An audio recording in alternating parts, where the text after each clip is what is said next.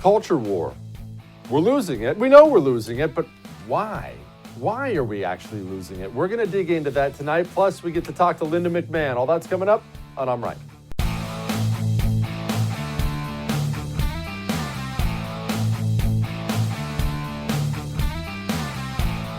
Children are the future.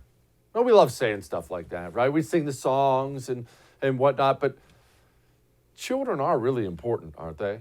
Let's set aside your kids and my kids for a moment, because obviously you're biased and I'm biased. You know, I know you like kids. I like kids. Well, I like my kids. I don't like your kids. I'm kidding. Either way, set aside your own personal connections. Children really are the future. It's not just some corny song. They are. What your kids are learning now, what my kids are learning now, well, it's not just going to shape who they are as people. It's going to shape what the United States of America looks like when they run society. It's weird to think about it that way, because it's not really a humane way to look at your kids. You know, you want to think about T-ball practice, and you want to think about feeding them ice cream and all the other fun stuff you do with your kids. But the truth is, that little human being you're raising, that person is going to have some kind of a role in what the United States of America looks like in the future. That's why companies, all companies, go after kids very early on. This is something that is not new. Now, we'll get to what the communists are doing with it now in just a moment, but this is not something that's new. Just in the advertising world, in the media world, it's just something that's widely known. You want to get your product, most products, appealing to people as young as humanly possible. Why? Well, you don't like change, do you? If I were to tell you tomorrow, you're moving, congratulations, your house is sold, you even made a little profit on it, and you're moving 5 states over, you would be stressed out. You wouldn't like it. It would be extremely uncomfortable. You might have a nervous breakdown, because human beings don't like change. Who we are when we're young, who we learn how to be when we're young, that's who we stay. And so that's why you've seen companies time after time after time after time market their goods to kids, which can be relatively innocent when you're trying to get your kid to buy, some sneakers, some Lucky Charms, go out to see the new movie.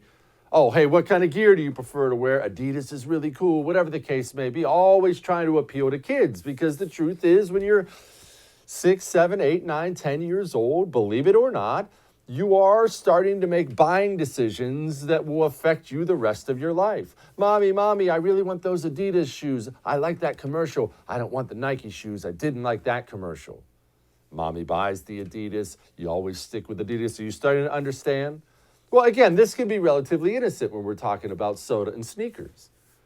But communists, like they always do, recognize the opportunity your kids give them as well. And that's why you and I'm really talking to myself here, we have to do a lot more than even we're doing now to guard what goes into our kids' eyes and what goes into our kids' ears. Because now, the truth is, American companies are run by communists. They're advised by communists, by these cultural Marxists. And they don't take a commercial now about Lucky Charms. They don't take a Lucky Charms commercial and do what they used to do when you were a kid or I were a kid.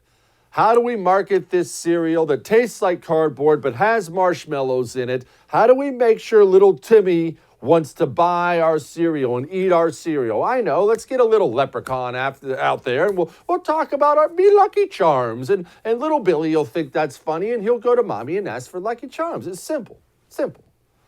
They don't think that way now. And that's what's so hard for you and I to understand, because the world has changed so fast. So fast. I'm only 39. I'm going to be 40, granted, in 5 days, July 20th. Not that I'll bring it up on the air or anything like that, but I'm only 39 years old. When I was a kid, you could sit down and watch television. You could watch Family Matters on a Friday night, Full House. What kind of commercials would you see? Oh, I don't know. You'd see Michael Jordan out there selling Nikes. Coca-Cola Classic, the normal stuff. And that's the world you and I grew up in. The thing is, though, you can't do that anymore. Honestly, Unless it's the first TV, I don't know that I'd leave my kids in front of any television channel now if I left the room. Times have changed. The Lucky Charms people, and I'm only using them as an example here, they don't sit down now when they're coming up with their new advertising campaign and they have whiteboards in a corporate boardroom and they're writing down ideas here and ideas there and, oh, I like this, and they're figuring out what they want to do. They're not only figuring out how to make sure your kid wants to eat Lucky Charms, they're figuring out how to make sure your kid is LGBTQ plus tolerant. They're figuring out how to make sure your kid hates himself, hates his skin color, hates the United States of America. These meetings are going on in corporate boardrooms today. They're trying to get their hooks in your kids and trying to get their hooks in your kids early. In my own neighborhood, and I live in the burbs of Texas, where I did a look on it once. I think it's 92% Republican around where I live. It's Republican. The neighborhood kids, all kids of Republican parents, they're all gravely, gravely concerned about man-made climate change. Almost to a man, every one of them. Why? It's what they're watching. It's what they're watching. It's what they're learning in school. It's what they're watching all day long. The SUVs killing Mother Earth. Oh, sweet Gaia. They're getting to your kids. They're getting to your kids. And look, it's tricks are for kids, Lucky Charms, Happy Meals, Burger King. It's why all the sports stars are getting involved in it now. Where am I going with all this? Well, these corporations, you realize they have people advising them on these ad campaigns, people who almost universally work for Democrat politicians. See, this is the danger in what I talk to you about all the time, the danger in not having different separate cultural institutions, the danger in having one system where you go from working for this president to working at CNN, and then you leave CNN and you go to Nabisco and you're telling them how to market their products to kids. And look, tonight another Democrat got elected. I'll go to this president and be an advisor here. And once I'm done with that, he's not elected anymore. I'll go to the university system where I'll make $500,000 a year, making sure your 18 or 19-year-old loves communism and loves Democrats. And then back to Nike, advise it. Do you see how it works now? This is the life that all these people live. One gigantic communist system where they know. Get to the kids. Get to the kids. Make sure the kids hate themselves. Make sure the kids hate America, and you're virtually guaranteed to be churning out 22-year-old people who will vote Democrat the rest of their lives. They know. I mean, we made fun of this yesterday. Did you see this singer? Her name is Olivia Rodrigo. She went to the White House yesterday. Here's her. I'm in awe of the work President Biden and Dr. Fauci have done and was happy to help lend my support to this important initiative. It's important to have conversations with friends and family members, encouraging all communities to get vaccinated and actually get to a vaccination site, which you can do more easily than ever before, given how many sites we have and how easy it is to find them at vaccines.gov. Thank you, Jen, for having me today, and thank you all for helping share this important message. It's so appreciated. Thank you. Now, let me ask you an uncomfortable question, because here I know what's happening right now. If you're sitting in the room with your 14-year-old daughter, she knows exactly who that is. But I know exactly what's happening right now. What you're doing is the exact same thing I did. You're saying, who's Olivia Rodrigo? What does this matter? And on top of that, look, I didn't know who she was either. Some 18-year-old singer, apparently very popular. But on top of that, you're doing something else. And this is the thing that's causing you harm, that's causing the nation harm. You're making a huge, huge mistake. One I used to make as well. You're saying something else. Well, who cares what she says? She's an 18-year-old. Who cares what she says about anything? Who cares what she says? I'm glad you asked. I'm going to read you some numbers. She has 14.5 million followers on Instagram, 1.3 million followers on Twitter, 9.4 million followers on TikTok, and people listen to her 60 million times a month on Spotify. Who is she? I don't know. Who cares what she says? A lot of people care what she says. A lot of kids care what she says. It is really important that we understand we can no longer do this thing we've done, and I'm as guilty of it as anybody. No one cares what that singer says. Yes, they do. We have got to start producing talent like that and fight our culture war just as purposefully as they do, or we're never going to make it here, ever. We're never going to make it. Now, it's not just the pop stars. It's not just the Democrat politicians. It's not just the corporations. It's not. It's actually even worse than that. We have to have a talk about teachers. And this always gets uncomfortable when we talk about teachers because you've been taught to respect teachers. You have. Maybe you are a teacher. But you're always told, these saintly teachers looking after our children while dad's off earning a living. You need to change your thinking. Are there wonderful teachers out there? Absolutely. Most of these teachers suck, though. And half of them, well, they're teaching your kids how racist they are. What is white privilege? White privilege is when people who are white have additional benefits, advantages, and fewer barriers to overcome than people of color. People of color are folks with black or brown skin or of a specific race or ethnicity. That doesn't mean that if you're white, you aren't talented or smart or your life is easy. It means that you have extra privileges just because of the color of your skin. Really? Yes, really. Get your kids out of government schools. See those flags behind her? That person looks after somebody's kids for 7, 8 hours a day. What chance does that child have to grow up to be a sane adult? Get your kids out of government schools. All that may have made you uncomfortable, but I'm right. Now, something else is going to make you uncomfortable. Your holster is garbage and it could kill you. If you have a holster, if you went to one of the big box hunting stores and that's where you got your holster, you're setting yourself up for a potential disaster one day. Holsters are not a pocket. Holsters must perform. They must perform not the day you buy it. No one's holster breaks first day.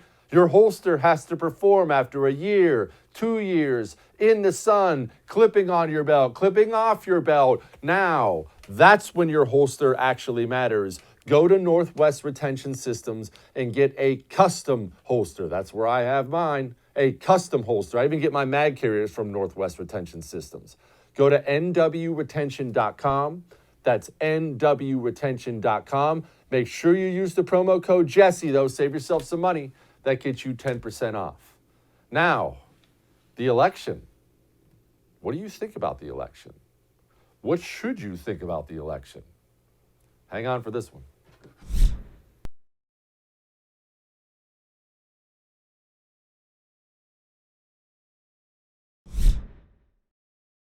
The election.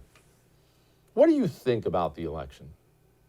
Now, you better say it just to yourself, otherwise they'll delete your social media accounts, get you fired from your job. But the truth is something strange has happened. And we're going to get to this Tucker Carlson stuff he dropped last night, stuff people have been saying for a while. What do you believe about the election? Because we have a funny thing going on in this country now. What we have is a shame society.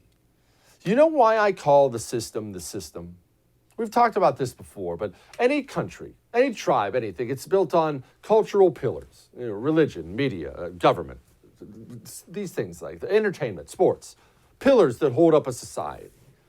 And when all those pillars are now controlled by the same ideology, well, you have a broken, corrupt society because no one part of the pillar can ever be challenged by another part of a pillar. Now, what am I talking about? What does this mean?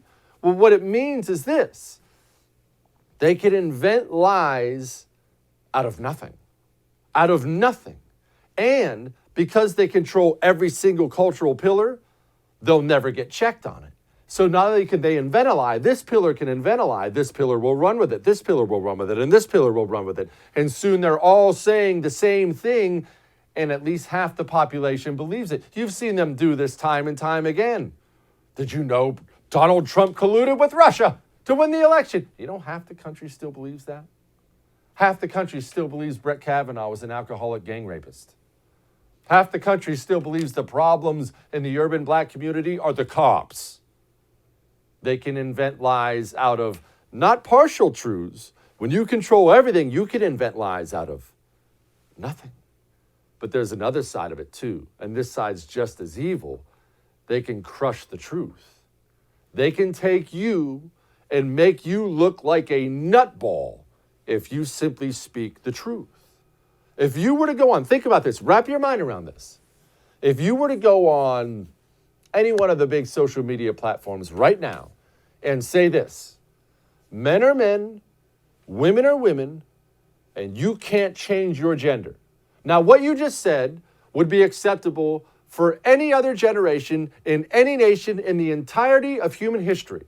But if you went on and said that very simple, basic scientific truth today, there's a very good chance you would lose your social media account like that. That's how much they can crush any truth that's out there they don't want out there.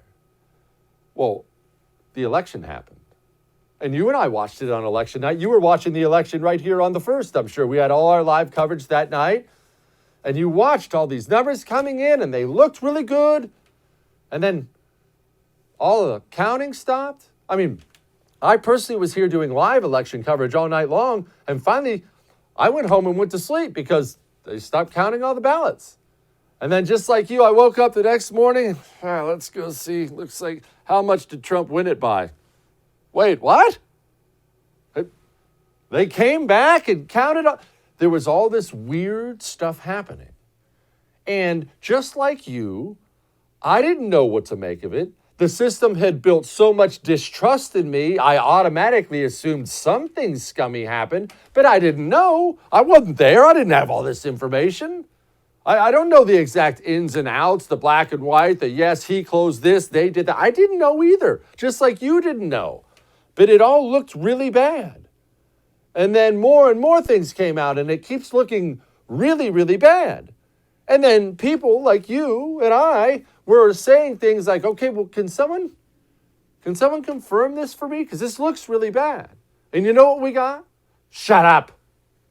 I'll delete your Facebook page. Don't you dare talk like that. This was the most fair election ever. Repeat it. Say what I just said. It's the most fair election ever. You better say it. I'll delete your Twitter account right now.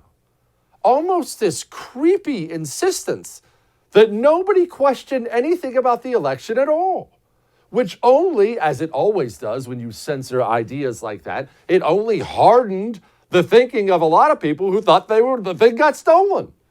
And I never knew, because you got bad information coming from both sides. You never knew, right? Well, Tucker Carlson is biggest host in the country, biggest voice on the right in America this side of Donald Trump. Dude, I mean, I'm not just saying that because he's my friend. Dude has a mega powerful platform, and he's speaking uncomfortable truths. Well, he went on last night and showed some of this stuff from voter GA in Fulton County, Georgia, and it looks really bad. What I'm going to show you here is two ballots side by side. One of them is marked for Jason Shaw, and it's got a little squiggle mark next to it. You can see it's got the identical mark on the second one. And the ballot image is stored up here on the top left. So this one over here is scanner 5162, that's scanner number 3. Fax number 235, image number 19. And that matches 234, image 59. So you have the same ballot counted twice in the images and counted in the audit. How that's possible, I don't know. I don't know either. But that looks really bad. And credit to Tucker for being willing to say the uncomfortable truth on such a major platform.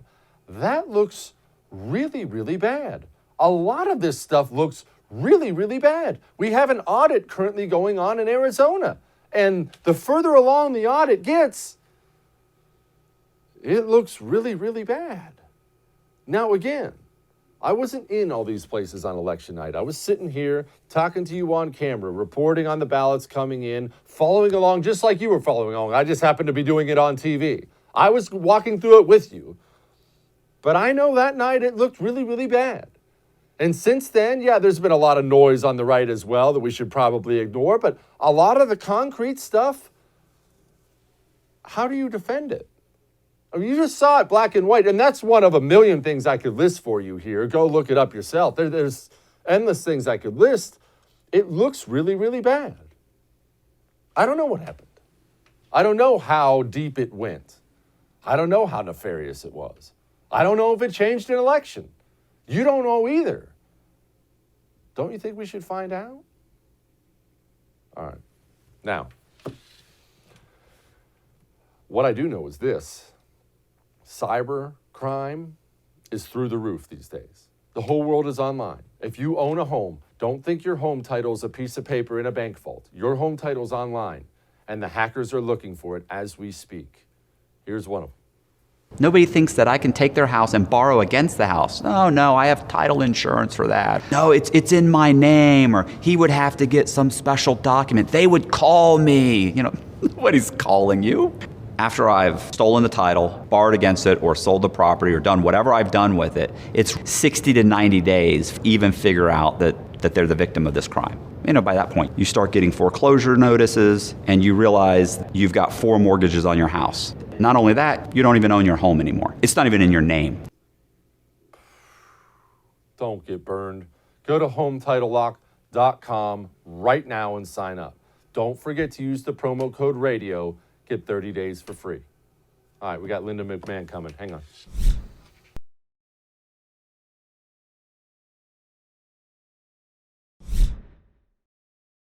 The radical left and big tech's attack on free speech is unlawful, it's unconstitutional, and it is completely un-American.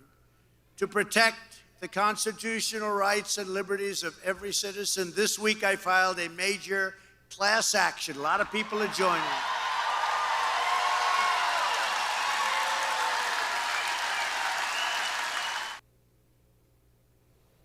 Good. Joining me now, Linda McMahon, chair of the board for the America First Policy Institute, and they are helping the president out with that lawsuit. Linda, thank you for joining us. What is this lawsuit actually attempting to do? This lawsuit really is letting big tech know that they've gone too far, and they're trying to take away our First Amendment rights. And the president is the lead plaintiff, but there have, we had about 12 or 14 of co-plaintiffs standing behind him when we made the announcement at Bedminster.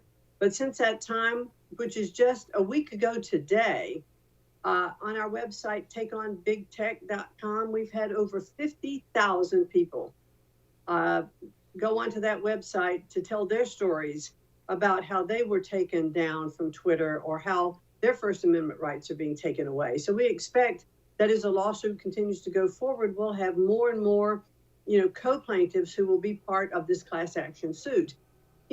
Big tech has done a lot for our country, for the world, in connecting people and being able to get information out. But when it has become so powerful now that it acts with impunity, if you will, under Section 230, and just goes too far to take away First Amendment rights, we have to stand up and say, we can't have that anymore.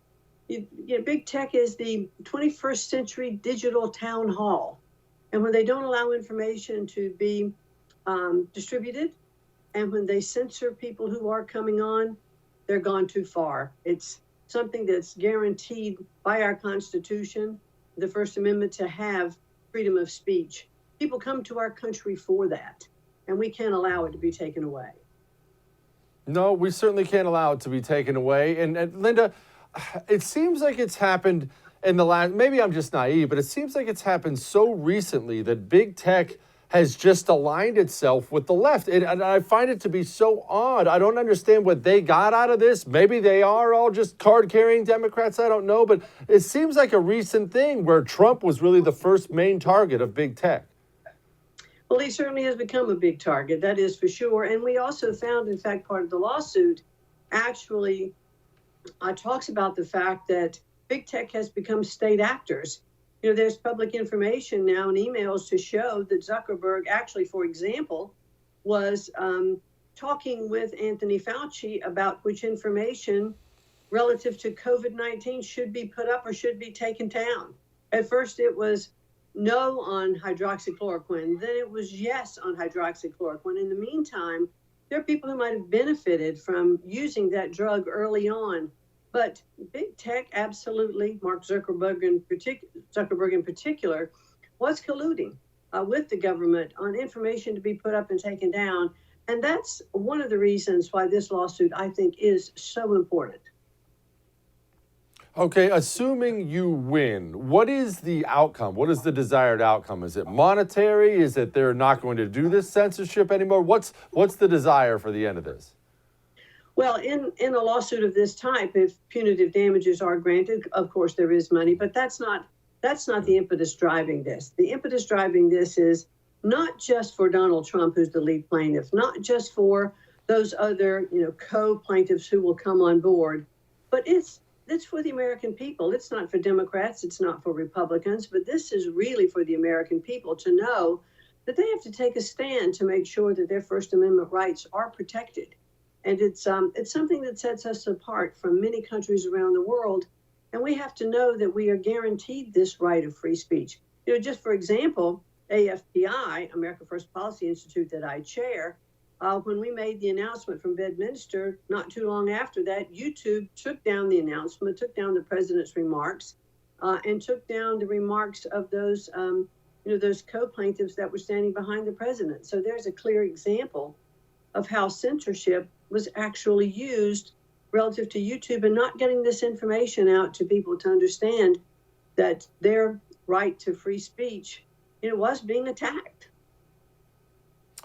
Linda, you were on President Trump's Small Business Administration, and we have these numbers out now where small businesses are raising prices worse than any time since 1981. Why is that happening? Well, if you look at it, there are a lot of reasons for that. I think we have to look at what's happened with economic policies that certainly President Biden and his administration have put in place. They're talking about raising taxes, which I think would just destroy a lot of the good work that the Trump administration did. We had the lowest unemployment. Blacks and Hispanics had the lowest unemployment ever. Women for unemployment was growing much. Those numbers were really coming down as well. And for decades, the best numbers for women. And then now what's happened? We've had so much government subsidy with unemployment insurance that small businesses are having difficult time hiring workers because they make more money by staying at home. We hope that those policies are going to soon end. But also inflation that we now see in the marketplace is causing the cost of goods to be higher. So therefore, small businesses that are purchasing goods for their companies to produce, to manufacture, to distribute, restaurants who want to, they would love to keep prices the same, but it's costing them more and more for their food. I mean, when taxes go up, when the price of fuel goes up, all of those costs get passed on to consumers. So small businesses, therefore, are having to raise their prices because it's costing them a lot more to provide their goods and services for the general marketplace. So when you have a combination of not being able to hire because people can stay at home. As a matter of fact, I was just yesterday at my hairdresser, and I asked him, I said, geez, it looks as though, you've got good customer clientele is returning. He said, I'm having the toughest time hiring people. He said, people will come in for interviews and I'll offer them the job on the spot. They'll tell me they'll get back to me. He said, and then I don't hear from them. And he said, so we're really short staffed. A lot of people are working, really hard, but my business could grow more if I could hire the people to come in to provide this service that I provide as a hairdresser. So it's real out there. You look at the construction industry, they can't get qualified workers.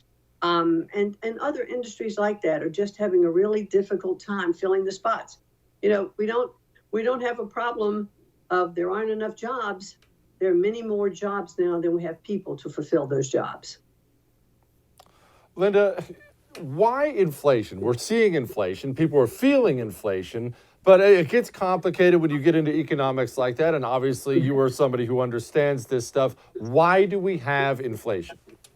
Well, I'm clearly not an economist, and I would leave it up to the economist to explain that better than I certainly could. But when you flood the market and put too much money into the marketplace, for instance, putting more unemployment insurance money into the marketplace where people don't go to work to earn that money and they're staying at home, but there's just more and more money coming in, you just have more money than you do the requirements for those goods and services. So that inflation number does continue then to go up.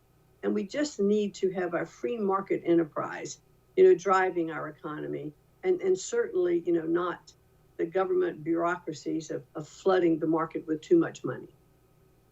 How do we shrink government, Linda? Because you're right. I mean, the bureaucracies have a say-so in this and a say-so in that, and everything's regulated to death. But, it's pretty much impossible to get rid of any one of these scummy agencies. Can we, though? Well, I think elections do have consequences, Jesse. We hear that all the time, and it's almost become an expression that everybody goes, oh, yeah, well, elections have consequences. But they really do have consequences, because it is the policies that the administrations put forth that make a difference in how the government grows. I mean, under the Trump administrations, regulations were taken away. Trump's edict, certainly to us as cabinet members, was for every new regulation that you put in place, you have to take away 2, and it wound up to be 5 or 6 that were taken away for each new one that was put in place. That had a real positive impact, especially on small businesses.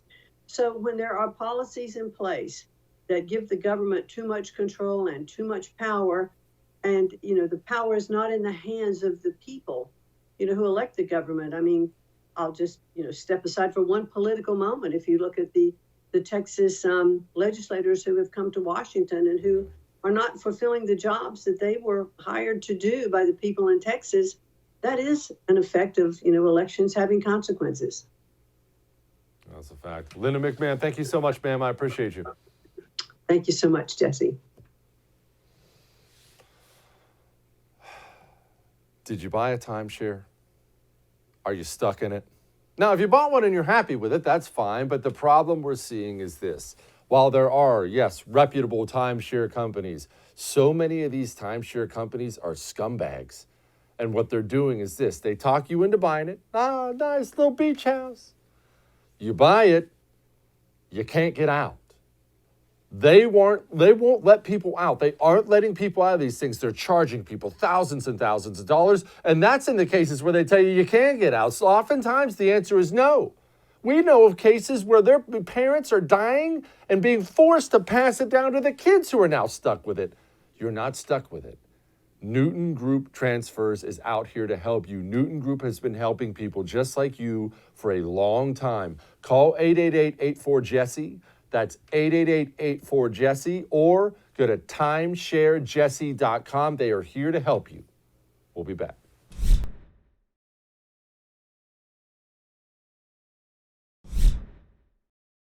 With these social media platforms, and those engagements typically happen through members of our senior staff, but also members of our COVID-19 team.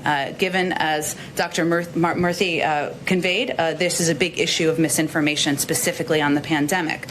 In terms of actions, Alex, that we have taken, or we're working to take, I should say, from the federal government, we've increased disinformation research and tracking within the Surgeon General's office. We're flagging problematic posts for Facebook that spread disinformation. We're working with doctors and medical professionals to connect to connected medical experts who are popular with their audiences with accurate information and boost trusted content. So we're helping get trusted content out there. We also created the COVID Community Corps to get factual information into the hands of local messengers. And we're also investing, as you all have seen, in the president's, the vice president's, and Dr. Fauci's time in meeting. Joining me now to talk about that and other things is my buddy Curtis Houck. He is the managing editor with the Media Research Center. Curtis, do you think, be honest with me here, do you think these people ever have a moment where they go home at night? Our cameras are off, friends are gone, spouse is already in bed watching trashy shows, and they look in the mirror and they think about the things they say about censorship and whatnot, and they say to themselves, am I the bad guy? Right, exactly. I don't know, because they all sound like Brian Stelter, and I think the plus for them is they can look at themselves in the mirror and say, well, at least I don't look like Brian Stelter. So it's pretty bad. It's pretty bad, Jesse. So, but no, what we've seen here is the Free Speech America team here at the MRC yesterday put out a report showing that we've documented since in the couple years since we've started 2,500 instances of censorship. And now it's only getting worse here with, as I pointed out, CNN and the White House have basically merged together because that's what their talking points are. Big tech is not clamping down enough on people that we don't like. It's not just views that are wrong, it's views that we don't like. And I think that's really important for viewers to understand here. They're not talking about taking off like you threaten to kill somebody or something like that, or just some really crazy stuff like Holocaust denialism. No, we're talking about like bias. That's what we're talking about here. And as somebody who, I'm pretty pro-vaccine, probably more so than most people on the right, but guess what? This crazy censorship, the reading of text messages, the clamping down on Facebook and Twitter of conservatives or people who don't agree with the White House, if you're not an influencer, it's pretty scary what's going on out here. And these people are so utterly shameless, but they are so convinced that we are the bad guys. People who don't agree with them, they're not just wrong, they're bad people. And we've reached a point in this country, Jesse, we can talk about this more, which is where you criminalize dissent. And that's where the left is right now, where they have that mindset that they can go to sleep at night thinking that they are the people who stormed the beaches at Normandy, as we've seen with the Texas Democrats as of late. Yeah, no, it's true. Look, and Curtis, I've struggled with this. I still wrestle with it all the time obviously I don't want government censoring private businesses, and I don't want people going after private businesses from the left or the right. Mm-hmm. Kind of. I was there, and then I get to the point where all of America's major corporations, they're all in line with the Democratic Party, and they're all out to get me. How am I supposed to merge these worlds, Curtis? I mean, if I'm being under assault by everybody, someone has to fight back against them. Right, exactly. We're not in this situation. You nor I are people where we're like David French and just being like, well, just build your own like Google. Yeah. Boom, overnight, done. Build your own Facebook. Build your own schools. Not all of us can do this, and we don't live in that world anymore, okay? So I think you're exactly right, and you've talked about this on Twitter, and I, as usual, agree with you because you're right, that it's time we fight back here. And that's really why I'm really proud to work here at Newsbusters and the MRC, because Brent Bozell and the rest of the team here, we realized that, especially with big tech, you can't play nice with these people. They want to destroy you. They want to remove you from the public square. So it's about time we fight back. Oh, but no, Section 230. Oh, what about this? What about that? No, we're in a war right now. And you've got, to borrow a term from the Biden administration, war footing. And we have no time for that, messing around or trying to come together on issues like this. I'm glad you brought up the Biden administration bringing up war footing. We've all seen them bring up words like Jim Crow 1,000 times. Biden and Psaki each out there talking about the greatest threat to democracy since the Civil War. And we have certified geniuses like Joy Ann Reid going on television and saying things like this. What is happening to the Republican Party? Our country, our democracy, is currently under siege by one of our two major political parties, one controlled by a twice-impeached, one-term president who's more Jim Jones than George Washington. A party that, thanks to Donald Trump's rabbit hole of conspiracy theories, white grievance, and an unquenchable thirst for absolute power, embraces causes that were once viewed as fringe. Remember when these ideas were relegated to some kooky corner of the internet? When erasing a politician's crime sounded like Putin? Not too long ago, our idea of the Republican fringe was a bunch of guys in tri-corner hats getting really angry about taxes and a black president. Well, this new fringe ate that fringe for breakfast. And it's taken over the mainstream Republican Party. And it all culminates in that new bizarro world Republican ideology doing everything in their power to make it so hard for you to vote that you can never vote them out. And you know what they call that? a dictatorship. A dictatorship. Curtis, did you know that the Democrats are currently living under a Republican dictatorship, even though Democrats control the House, Senate, presidency, and every single other cultural institution in the country? Yeah, she also said later in the show that Republicans always win the messaging wars, which is ridiculous. I mean, that's totally insane. But no, what Joy Reid's problem here, one of many issues, is that she refuses to see people like us as human beings, Jesse. And I think that's really important to underline here. It's no shock that we have polls like the one from Rasmussen that said 58% of Americans view the media as the enemy of the people. Why is that? Even if you disagree with that term, it's because the media see people who disagree with them. If you're not a Lincoln Project type conservative, read Democrat, because they're not a conservative, you're an enemy of the state here. And that's where we're at right now. It's really dangerous stuff that we're doing here. They want you to believe that your family and your friends and your colleagues, your people you went to high school with, your random ex-girlfriend from middle school, to think that you are an enemy and that you are so dangerous that not only do you not want black people to vote or have IDs, that you want a world of Plessy versus Ferguson, like she ended her show with last night. It's really dangerous stuff here. And this kind of rhetoric is why congressional Republicans were attacked a few years ago.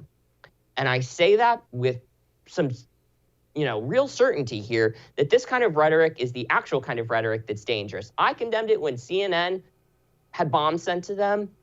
The unfortunate reality is it's doubtful that these people would reciprocate those feelings at all. Well, Curtis, my problem with it is this. Now, I obviously have some strong political views. I voice them all the time about how dire our situation is, but I don't want anyone to get hurt. Nobody. Not on the left, not on the right. I don't want anyone to get hurt. And I view it as an inevitability that not only have people already gotten hurt, this is going to escalate. They're escalating. The right will not be trampled underfoot forever. That's just the history. Humanity says that that's a fact. And this only ends with violence, and that sucks. Yeah, it sucks.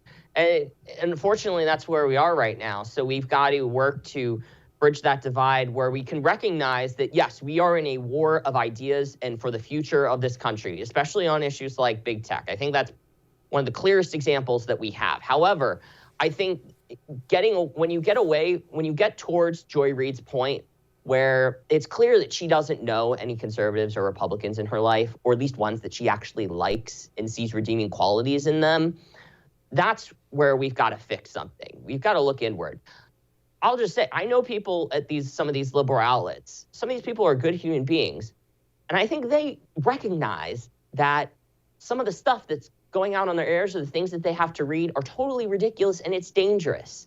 And and I think they know that their viewers don't realize that. So it's just such a really scary situation where we're at right now. But the good news is CNN and MSNBC, fewer and fewer people are watching them. So I think that's one hopeful note for us. That is a very hopeful note. Curtis, thank you so much, my brother. We are. All right. It's time to lighten the mood. Hang on.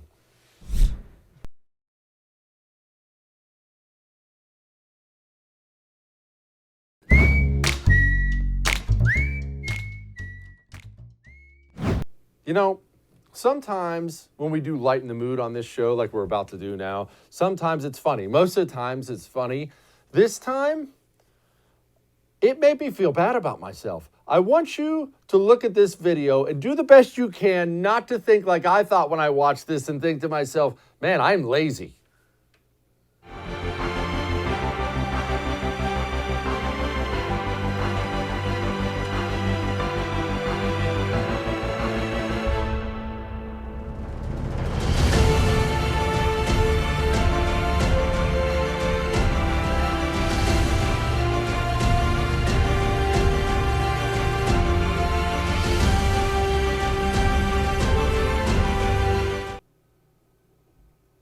Man, one arm. What a beast.